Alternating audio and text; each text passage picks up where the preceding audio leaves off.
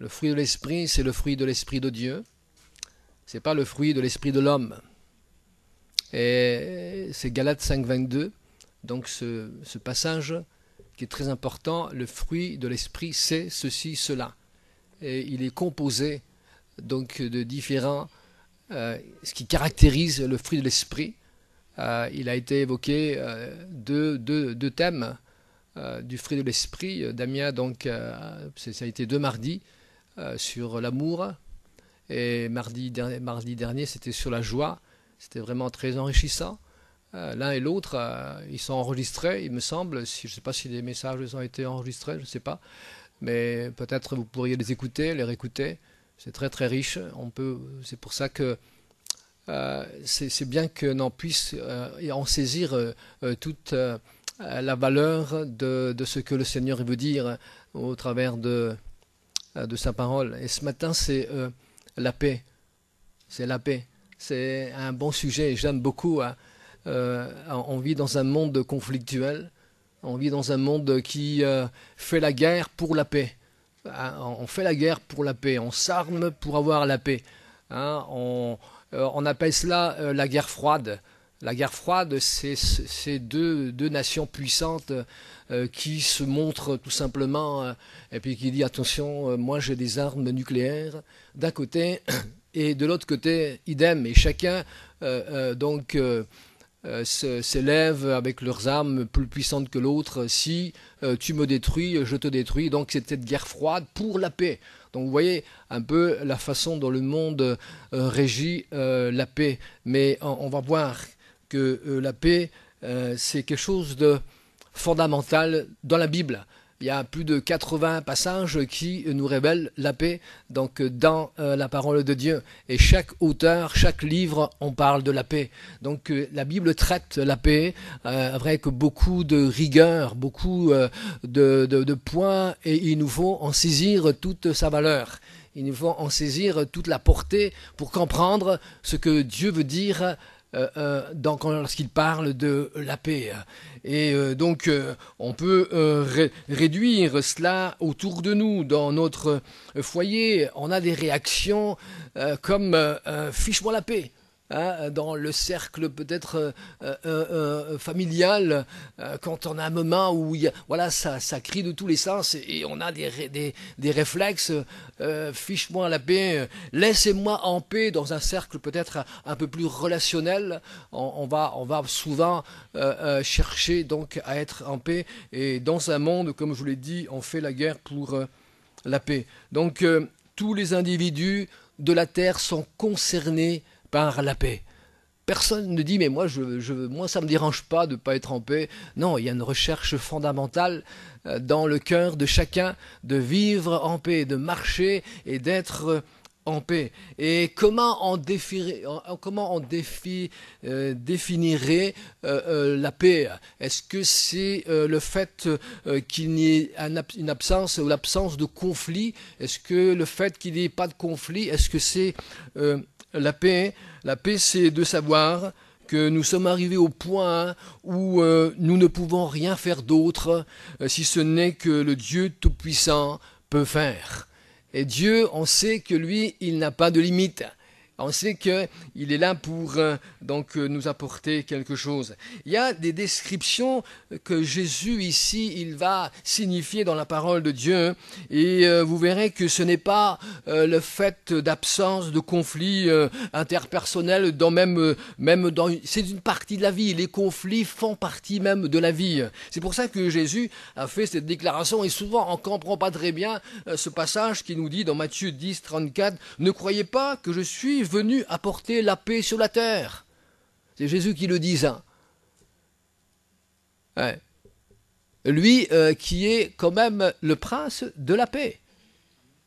Et il dit, je ne suis pas venu apporter la paix, donc Matthieu 10, 34, mais l'épée. Car je suis venu mettre la division. Je ne sais pas si vous aimez ce passage. Hein? C'est beau, hein?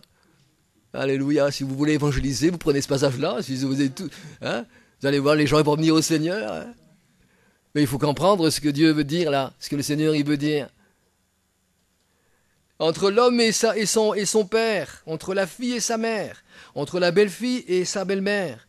Et l'homme aura pour ennemi les gens de sa maison. Voilà la suite, dans le verset 36.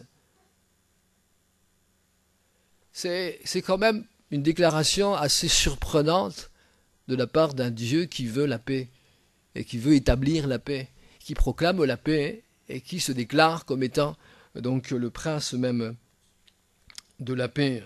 Vous voyez ici, dans le texte que l'on lit, vous savez, souvent, et ça c'est quelque chose que probablement vous avez vécu, c'est pas compliqué à comprendre, dans le sein même d'une famille, d'un foyer, où il y avait personne n'était croyant, personne ne connaissait le Seigneur, mais le Seigneur a fait grâce sur une ou deux personnes de la famille. Moi je me souviens, quand je suis arrivé à la maison, à la famille de mon épouse, et c'était une guerre terrible, parce que j'étais le chrétien, la bête à abattre. J'ai dit, c'est quoi ces évangélistes-là?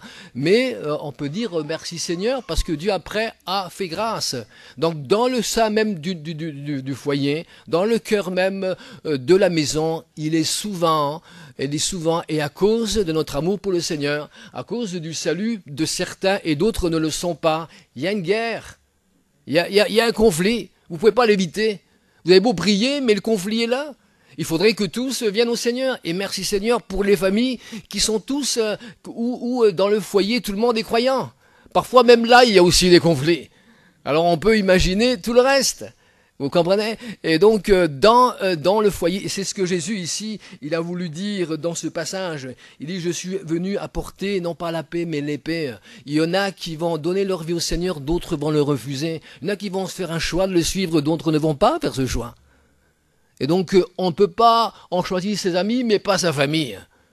On vit avec, on est en plein milieu, on ne peut pas se retirer, on ne peut pas laisser, on ne peut pas abandonner. Donc on est là, on vit là, avec la famille, et parfois ce n'est pas facile. Et je bénis le Seigneur pour ceux qui sont fidèles, et qui malgré cela, malgré le conflit qu'il peut y avoir dans le foyer, où tout le monde n'est pas croyant, c'est pas simple pour vous, mais on prie pour vous.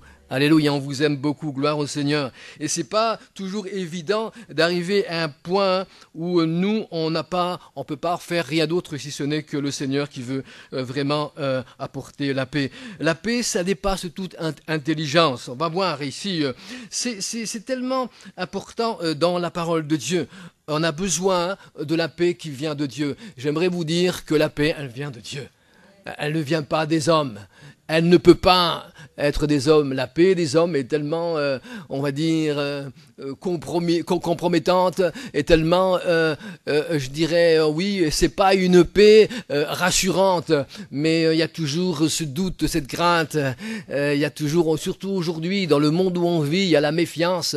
Il y a tout ce système qui fait que chacun pense à lui-même. Il y a cet égoïsme. Il y a donc quelque chose qui fait que ce n'est pas l'homme qui peut établir la paix. Pourtant, il y a une lutte pour la paix. Parfois, c'est pas facile. Il y a également des problèmes, des problèmes dans le foyer, dans nos vies. Il y a la maladie qui peut causer également des problèmes de la paix. Voyez-vous, il y a les parents, il y a les conjoints, il y a des divorces, il y a des choses, il y a des ruines financières, il y a la perte d'une vision, d'un rêve, de quelque chose qu'on pensait avoir et puis que l'on n'a pu. Voyez-vous, il y a des tragédies, il y a beaucoup de détails. Les détails varient concernant donc la paix que l'on voudrait vivre. Et c'est pour ça que beaucoup de gens disent non, c'est impossible, c'est pas possible. Il ne peut pas y avoir la paix. Avec tout ce que j'ai vécu, avec tout ce que j'ai pu avoir comme expérience, avec tout ce que j'ai donné, il n'y a pas la paix. Et beaucoup pensent que la paix ne peut pas être établie. On ne peut pas la vivre. Mais c'est pour ça que le regard, la parole de Dieu que l'on va lire, hein, non seulement c'est possible, mais elle est évidente. Elle est évidente dans la vie de la personne qui a l'Esprit de Dieu en elle, à l'intérieur. La personne où Dieu vit, il y a la paix dans le cœur. Même si extérieurement il y a la guerre, mais à l'intérieur il y a la paix. Et ça, j'aimerais vraiment vous le partager ce matin. On doit comprendre que la paix véritable, elle vient de Dieu. C'est pour ça qu'elle est décrite comme un fruit qui vient de Dieu, qui vient de l'Esprit de Dieu. Le concept hébreu, c'est shalom.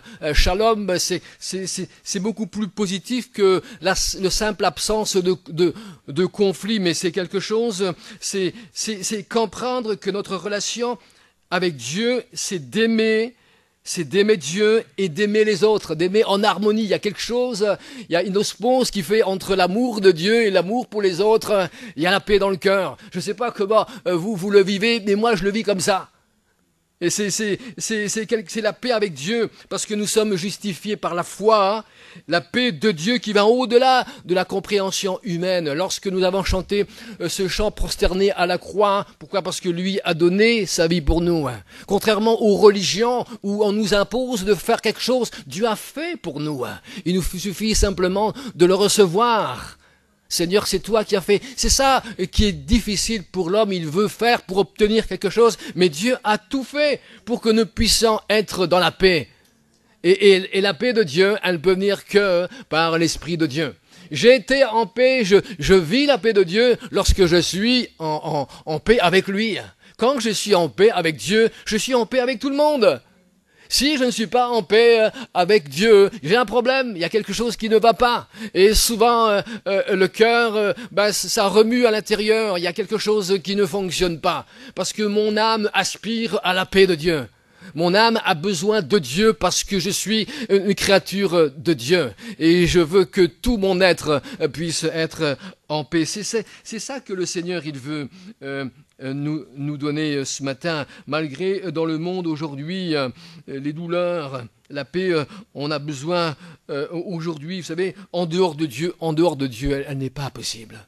Elle n'est pas possible. C'est le seul endroit où je vais découvrir la vraie paix que nous aspirons, c'est en Dieu lui-même. C'est le seul endroit. Vous ne pouvez jamais l'obtenir ailleurs. La paix, si elle dépendait de nous, il n'y aurait pas de paix. Si elle dépendait de nos capacités, qu'elles soient intellectuelles, qu'elles soient morales, il n'y aurait pas de paix. Elle serait impossible. La paix, elle vient de Dieu. En Ésaïe 26, verset 3, « À celui qui est ferme dans ses sentiments, tu assures la paix parce qu'il se confie en toi. » Et voyez-vous, quand on se confie en lui, on a la paix dans le cœur. Alléluia. Ésaïe 26, verset 3.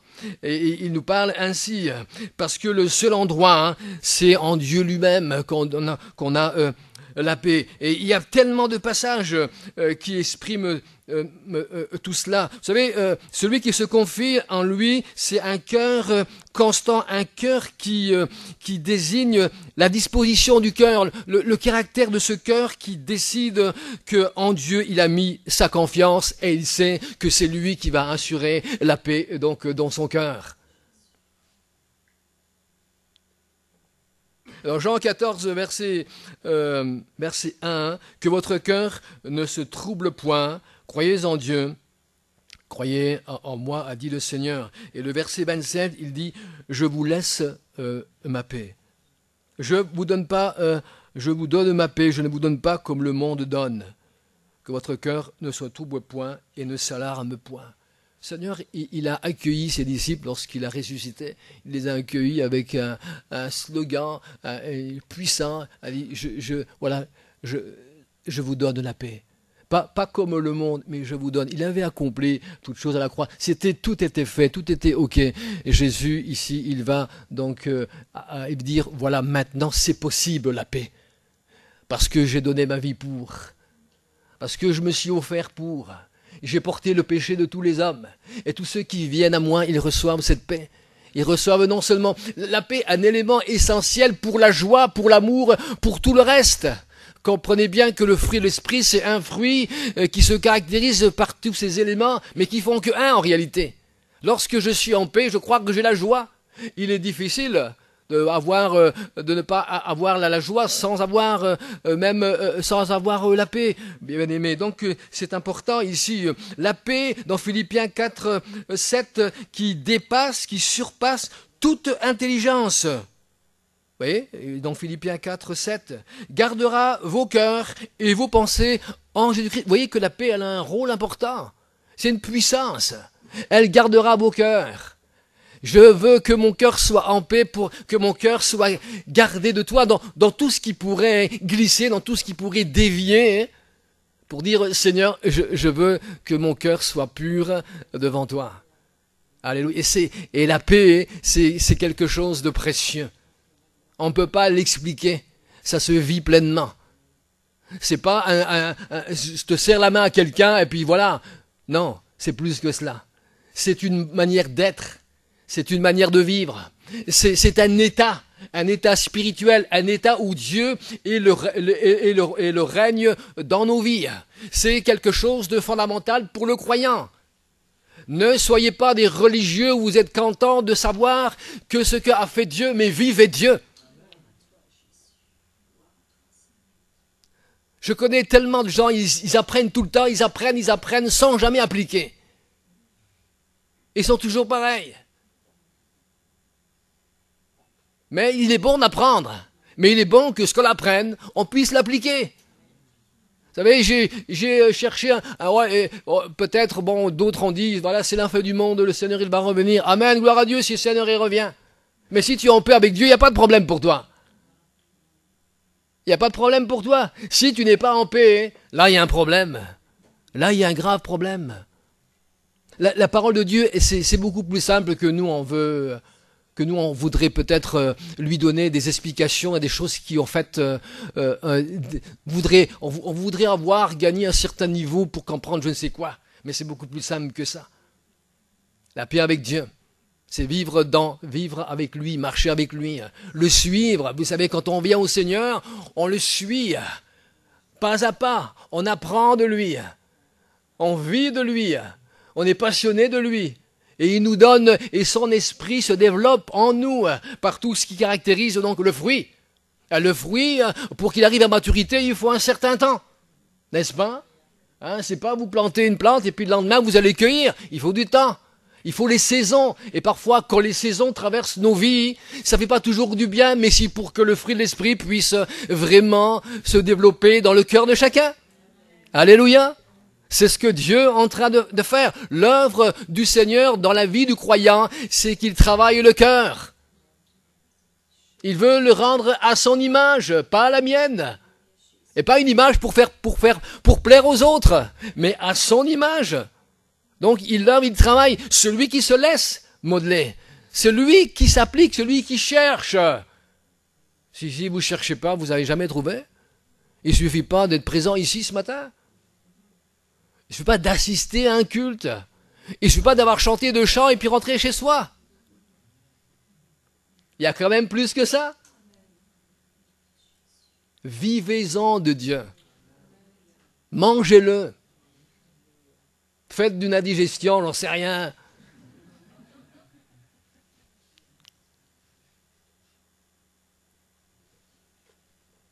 Ça surpasse toute intelligence et ça gardera vos cœurs et vos pensées. Vous voyez, c'est souvent là le problème, c'est les pensées et le cœur. Parce que la pensée bouffe, ça descend en bas et ça fait le dépôt.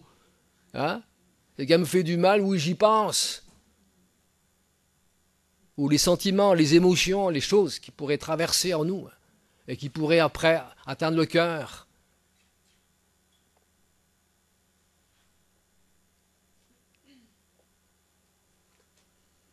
Même au sein de l'épreuve, le croyant, il est en paix. Il est rempli, son âme, elle est consolée. L'homme, il reste en paix même sous l'épreuve. Même lorsqu'il a la tempête, il est en paix. Ça paraît invraisemblable. Parce que dans la paix, il y a la foi en Dieu. Il y a cette réjouissance ici, il y a quelque chose, même dans les tribulations. Et c'est pour ça que Dieu dit qu'il surpasse toute intelligence, parce que humainement, on ne peut pas comprendre. On pense qu'avoir la paix, c'est avoir de l'argent, être en bonne santé, avoir tout ce qu'il faut, avoir un bon travail, un bon salaire, un bon mari, des beaux enfants, une bonne épouse, tout est ok. Tout est carré. Et on pense que c'est ça, avoir la paix. Mais c'est pas ça. Mais non. Vous pouvez ne rien avoir de ce monde et avoir la paix de Dieu. Et vous pouvez tout posséder dans ce monde et être en guerre avec Dieu. Mais il vaut mieux ne rien avoir dans ce monde et être en paix avec Dieu. Enfin, moi, je signe ça. Après, vous signez ce que vous voulez, mais c'est la pétition, je signe. C'est pas important ce que tu as ou ce que tu n'as pas, hein, ce que tu possèdes, et je sais que Dieu bénit quand même. Amen. Dieu va au-delà. Dieu donne de l'option de sa grâce. Mais ne soyez pas omnibulés par le fait de posséder, d'avoir encore et plus encore pour obtenir la paix. Une fois que j'aurai travail, j'aurai la paix. Une fois que j'aurai un chéri ou une chérie, j'aurai la paix. C'est pas toujours vrai, hein? Bon. Il gardera vos cœurs. La paix, c'est comme la gardienne ici qui nous assurera la pureté dans le cœur, la sainteté dans notre vie et dans notre cœur. Ouais. Ouais, la paix, c'est pas seulement comme cela, un truc que non. Gardera vos cœurs, les pensées en Jésus, de la communion, pour que l'homme, il persévère jusqu'à la fin. Celui-là, il sera sauvé. Il persévérera jusqu'à la fin. C'est pour que vous puissiez persévérer. C'est pour que vous ne vous arrêtez pas en chemin, mais que vous continuez à marcher avec le Seigneur. Alléluia. La paix, c'est quelque chose de tellement important. Alléluia. Ah, ça me fait tellement triste de voir parfois tout ce que je peux entendre, voir que les gens ne sont pas en paix. Ils ne vivent pas la paix de Dieu. Et voilà, et ma tristesse, il y a ma paix intérieure, mais ma tristesse, c'est de dire, oh Seigneur, je t'en supplie, mais fais quelque chose pour un tel et un tel. Saisissez, moi je peux que prier pour vous, je ne peux pas vous donner ce que j'ai, mais je veux que vous puissiez le recevoir, et c'est lui, celui qui donne, c'est Jésus. Je peux que vous orienter, je peux que dire, Seigneur, je te prie, interviens, mais prenez la paix de Dieu. Prenez ce qui vient de lui. Vous serez bénis et gloire au Seigneur. Il y a quelque chose également qui est important dans le psaume 34, verset 13. Et là, on va peut-être toucher des points qui sont importants pour que la paix, on doit la poursuivre. Regardez ici. Préserve ta langue du mal et tes lèvres des paroles trompeuses. Verset 14, éloigne-toi du mal et fais le bien, recherche et poursuis la paix. Vous voyez qu'il y a quand même des conditions. Si ma bouche profère le mal, critique et tout ça, hein, je ne peux pas avoir la paix. C'est pas possible. Vous voyez qu'il y a des éléments importants. Si les paroles trompeuses et des choses qui amènent à la tromperie, le mensonge, je ne peux pas être en paix. La paix, c'est quelque chose qui se poursuit par la grâce du Seigneur, avec un cœur ouvert au Seigneur. Seigneur, je ne suis pas parfait, aide-moi, j'ai besoin de toi. Je me soumets et je vais à la croix. Souvent, je vais à la croix. Souvent, je me prosterne, je dis, Seigneur, j'ai besoin à ce que tu purifies et que tu laves mon cœur et mes pensées pour que je puisse la poursuivre, la paix si précieuse. C'est gratuit, mais ça a une grande valeur.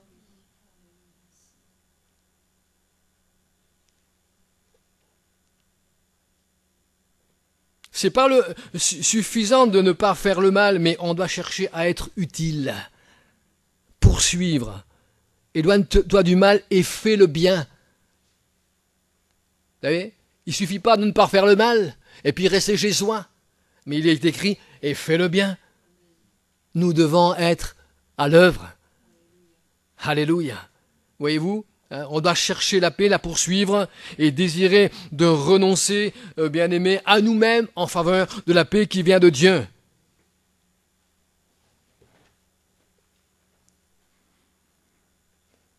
Ceux qui sont justifiés, ceux qui savent que ce n'est pas par eux-mêmes, mais par la justice de Dieu devant leurs péchés. Ne pas avoir une autre opinion de soi-même, mais simplement de dire, Seigneur, pour s'approcher de toi avec un cœur contrit, en toute confiance, Seigneur, on a besoin de ta grâce.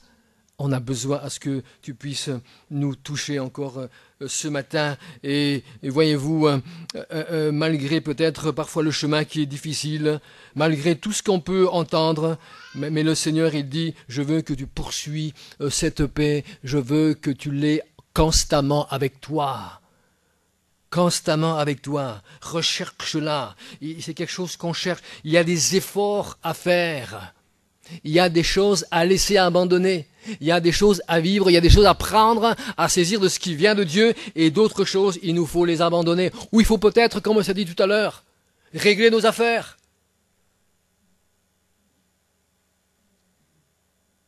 Si j'ai un problème avec quelqu'un, il faut le régler. Pas avoir peur d'aller voir quelqu'un, même s'il est plus jeune que moi.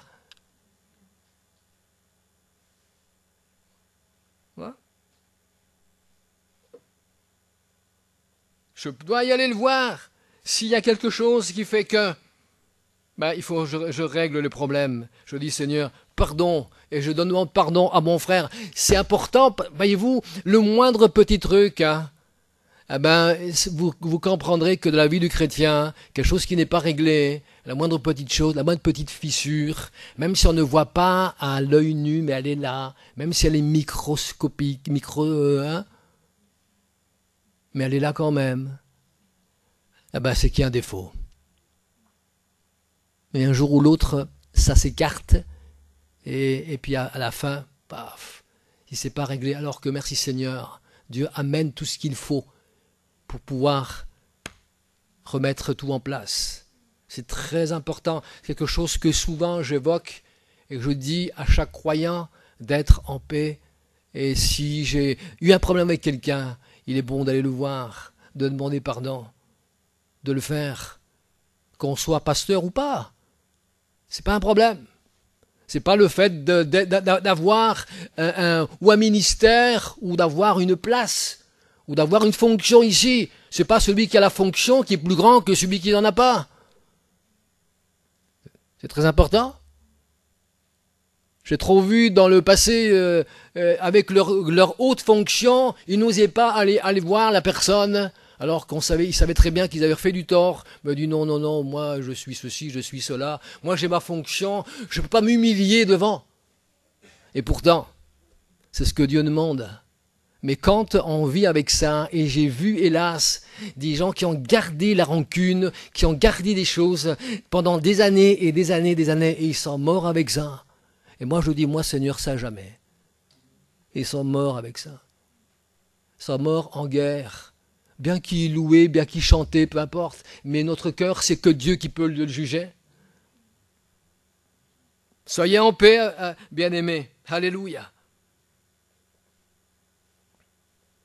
Dans Romains 12, 18, on peut également évoquer ici, s'il est possible, autant que ça dépend de vous, soyez en paix avec tous les hommes. Vous voyez, il y a parfois, l'accomplissement, je parle, de la paix n'est pas toujours possible là où on est. Jésus, il déclare ici qu'il est venu apporter la paix, je l'ai dit tout à l'heure. Mais, c'est-à-dire que là, il y a ceux qui, si vous, admettons, vous allez pouvoir essayer d'être en paix avec quelqu'un, mais si la personne ne le veut pas, vous ne pouvez pas l'obliger. Mais vous êtes en paix, ce qui compte, c'est votre cœur. Si la personne autour de vous, celle que vous connaissez, que vous côtoyez, que ce soit dans votre lieu de travail, que ce soit, je dis pas à l'église, mais dans le cercle familial,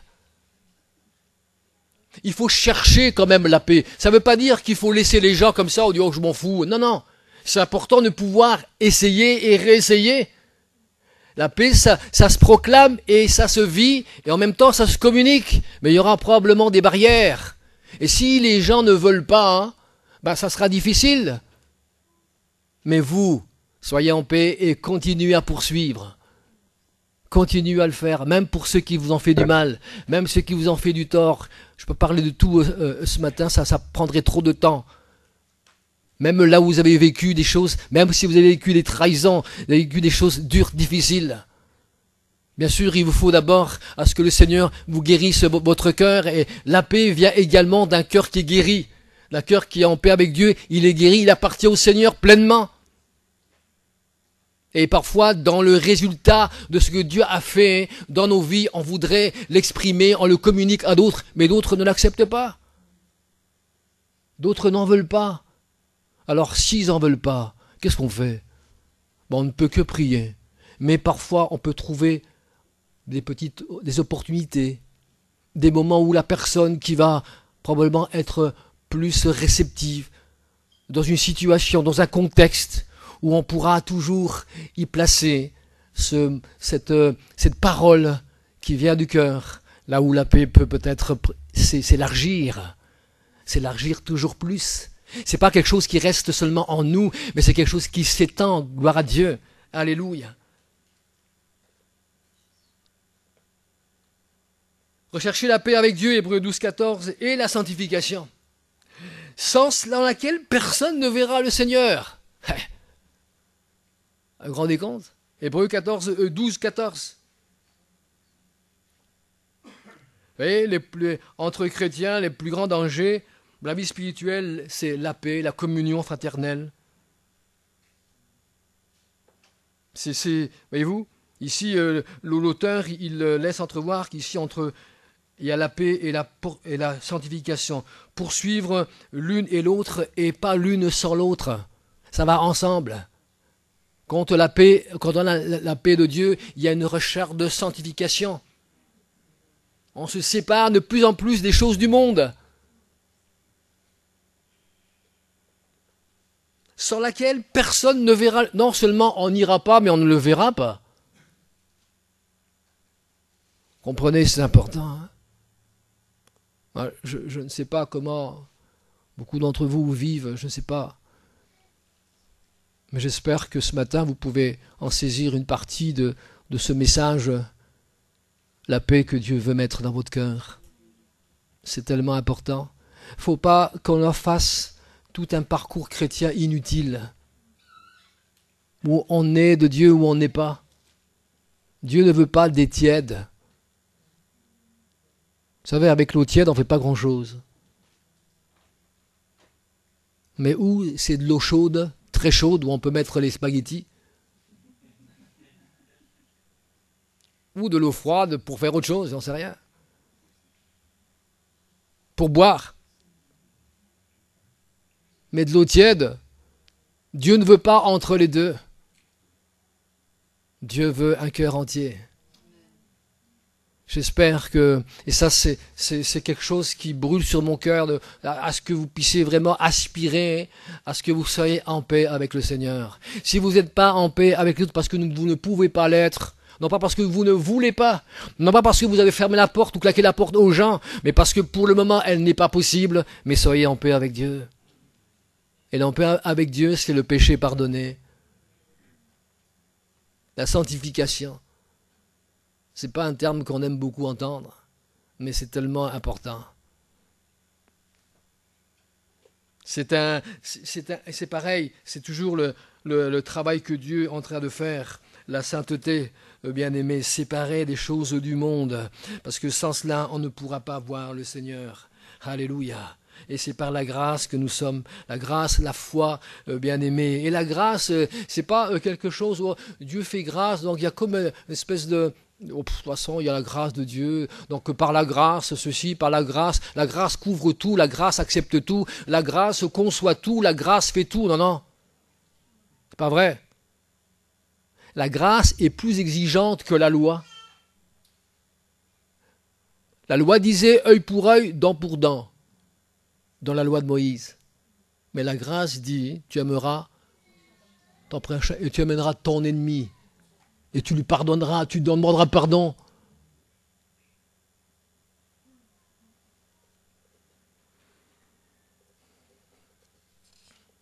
Être à l'écoute de ce que Dieu dit, je vais terminer avec le psaume 85.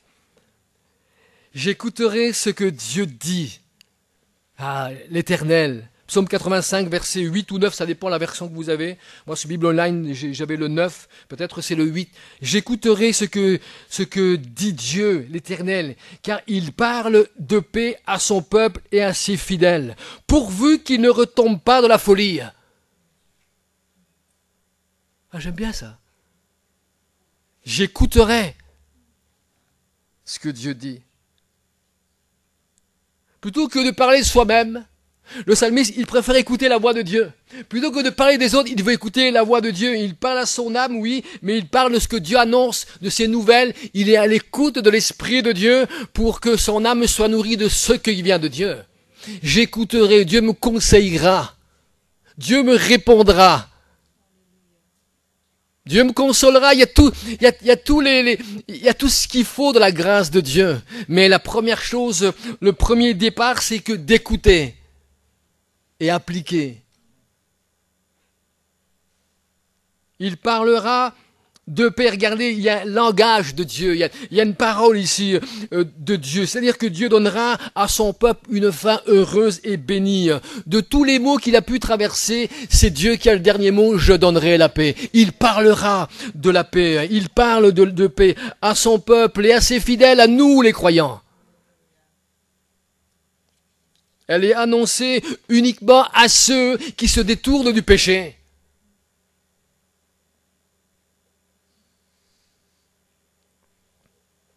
À ses fidèles, à ses bien-aimés, à ceux qui appliquent toute une relation d'amour réciproquement. Dieu me connaît, je le connais.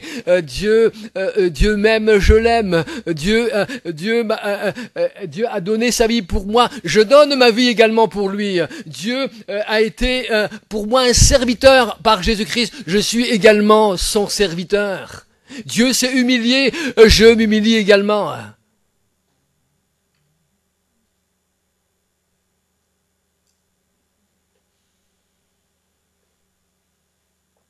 Non, qu'il ne retombe pas dans la folie. Combien de fois le peuple de Dieu est tombé dans la folie et adoré d'autres dieux. Le diable, c'est l'ennemi de votre âme. Lui, il essaie de vous voler la paix pour mettre autre chose, pour faire croire des mensonges, faire croire que tout va bien, que vous êtes bien comme cela. Vous n'avez pas besoin de donner votre vie à Jésus tant que vous êtes bien, que vous ne ressentez pas de remords ou quoi que ce soit. Le diable, il a une espèce de substance de fausse paix qui pourrait parfois rassurer certains. Mais c'est un mensonge. C'est un gros mensonge. Non, ne tombez pas dans la folie. Et il s'adresse ici au peuple de Dieu. La folie, ça serait de se détourner de Dieu. La folie, ça serait ça serait de se vautrer dans le péché. La folie, ça serait de ne pas écouter Dieu, mais d'écouter autre chose. D'écouter mon propre cœur, mes propres sentiments. Le salut est là. Quelles que soient nos difficultés, quelle que soit notre détresse, je dis quelque chose, la parole de Dieu, elle est digne de toute confiance. Quand vous lisez la Bible, vous lisez Dieu. Et sa gloire, elle demeure en nous. La véracité de ses promesses, c'est une démonstration de ce que Dieu a fait et qui nous a envoyé dans sa miséricorde, dans sa grâce. Le Rédempteur Jésus-Christ, il nous a rachetés, bien-aimés. Alléluia. Je ne sais pas comment vous le dire, mais normalement on devrait dire « Waouh Seigneur, super, c'est génial !»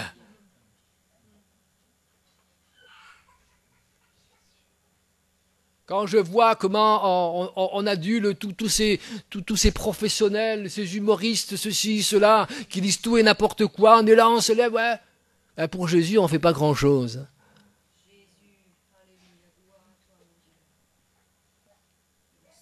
Sa parole est digne de toute confiance. Sa justice divine, elle est satisfaite en Dieu. La justice que Dieu a établie dans nos vies. Dieu nous a rendus justes par son œuvre sacrificielle à la croix. On n'est pas juste par nous-mêmes, mais nous sommes justifiés par le sang de Jésus, par son sacrifice. Nous sommes pardonnés, alléluia. Et c'est ça la paix satisfaisante pour Dieu, parce que quand je suis en paix, c'est que je suis en paix avec Dieu. Alléluia, gloire à Jésus. Et Jésus, il est le chemin qui nous mène à la paix de Dieu. Il est la vérité et la vie, bien-aimés. Il s'est chargé de notre vieille nature, celle qui avait d'autres désirs, d'autres penchants.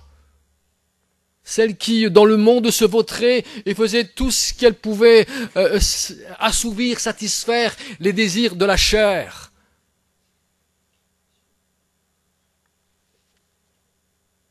Mais quand on vient à Jésus, on est différent.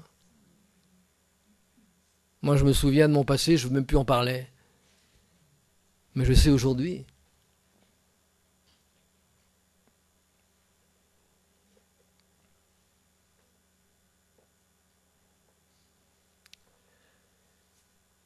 Le verset 10 dans le psaume 85, oui, son salut est près de ceux qui le craignent, ceux qui aiment son nom, afin que la gloire habite dans notre pays.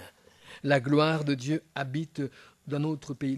Le psalmiste ici, il développe ici le contenu divin de ce que Dieu fait. C'est ce qui renferme entièrement dans le mot shalom, dans le mot la paix. Le salut est près de ceux qui le craignent. Lorsque le salut est là, la paix est là. L'amour est là, la joie est là. La fidélité est là, tous ces ingrédients du fruit de l'esprit sont là, le salut. Donc c'est l'effet qui remplacera la dévastation, la désolation. Puis vient la gloire ici, signe de la présence de Dieu au milieu de son peuple. Le verset 11, psaume 85, la bonté et la fidélité se rencontrent, la justice et la paix s'embrassent. La bonté et la vérité, la justice et la paix se sont rencontrés. Le péché a séparé la bonté de la vérité dans ce monde plein d'iniquité. Mais l'Éternel, il intervient. L'Éternel est venu. Désormais, il rétablit ici dans le cœur du croyant la bonté et la vérité. On connaît la bonté de Dieu, on voit ce que c'est. Dieu est bon, mais il y a la vérité qui vient s'impliquer en nous, la personne même de Jésus-Christ. Et les deux ne suivent pas des chemins différents. Ils sont ensemble, ils sont indissociables. Et elles se rencontrent pour marcher unies. La paix ne se fait plus en violation de la justice de Dieu. Au contraire, tout est rentré dans l'ordre. C'est important. C'est dans l'ordre. L'homme vis-à-vis de Dieu et le frère vis-à-vis de son frère. On ne connaît plus d'autre paix que celle qui découle de la justice de Dieu. La justice, donc, et la paix s'embrassent. La justice de Dieu, pas la mienne. Pas ce que moi je pense. Quand on se fait justice soi-même, c'est déclaration de guerre. Mais quand je laisse la justice de Dieu s'établir dans ma vie, même dans les situations, dans les circonstances, il y a la paix qui règne. La paix vient dominer. La justice et la paix s'embrassent et sont ensemble parce que cela vient de Dieu. Comprenez, bien-aimés, que c'est quelque chose d'important. J'espère ce matin que vous puissiez marcher dans la paix de Dieu, vivre de la paix de Dieu et je ne sais pas comment vous le dire, mais poursuivre cette paix, protéger cette paix également et qu'on ne fasse pas n'importe quoi, mais que nos cœurs soient vraiment en paix avec lui et en paix avec les autres, qu'on soit des communicateurs de la paix qui vient de Dieu. Alléluia, gloire à Jésus. Au moins, ce qu'on peut faire, la paix, voyez-vous, c'est un don de Dieu. C'est un don que Dieu donne, que vous recevez de Dieu seul. C'est un don que l'Esprit Saint, il va faire grandir en nous, dans des expériences.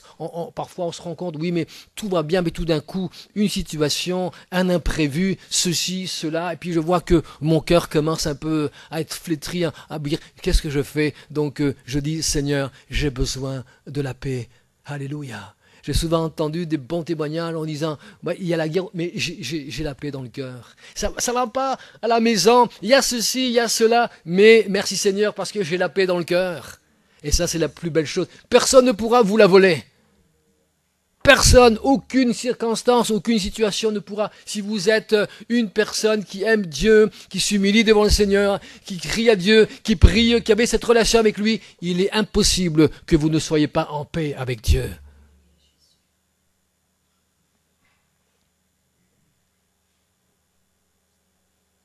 Voilà, c'est le don que l'Esprit Saint il fait grandir en nous et on va lui permettre de pouvoir s'affirmer dans nos vies, que la paix s'affirme encore dans nos vies, plus encore. Et si il y a l'estomac, si votre estomac il est noué sur beaucoup de choses, s'il y a la peur de l'avenir, comme ça a été dit, est-ce que vous êtes dans une relation de salut avec Jésus-Christ?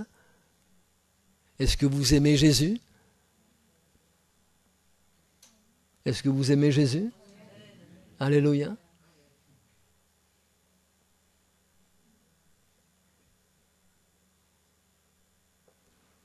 Est-ce que vous êtes en paix avec lui? Alléluia. Quelle est l'image que vous avez, vous, de la paix? Est-ce que vous avez vraiment cette paix profonde qui vient de Dieu, au-delà de tout ce qu'on peut parfois analyser par nous-mêmes? Laissez vos analyses de côté. Cherchez la paix avec Dieu. Cherchez la paix de Dieu. N'essayez pas. S'il y a des choses que vous ne comprenez pas, je ne dis pas qu'il faut mettre ça de côté, mais ce n'est pas le fait de tout comprendre et tout savoir. C'est le fait de marcher et de vivre dans la paix de Dieu.